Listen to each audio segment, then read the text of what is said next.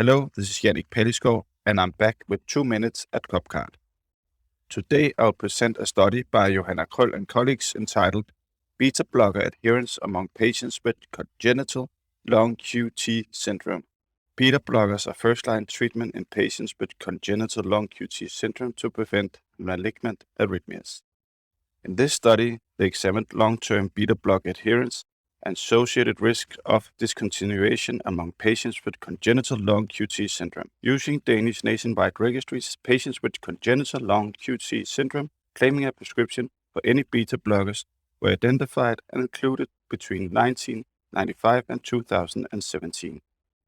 Patients were then followed for up to 5 years, and treatment breaks above 60 years were identified as an outcome. Risk factors for break in beta blocker treatment were also identified. And now to the results.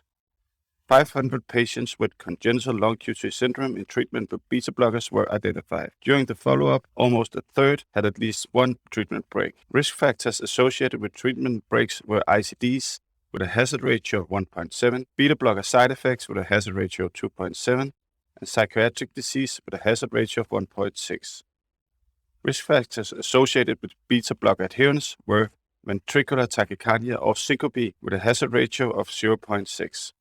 So, in conclusion, reduced beta blocker adherence were common in patients with congenital long QT syndrome, with more than 1/3 of the patients having a treatment break above 60 days. Patients with ICDs, beta blocker side effects, and psychiatric disease were more likely to display reduced adherence, whereas the severe congenital long QT syndrome disease manifestations were associated with a better beta blocker adherence. This is Johanna Krøll with 2 minutes of Copcard. Thank you for watching.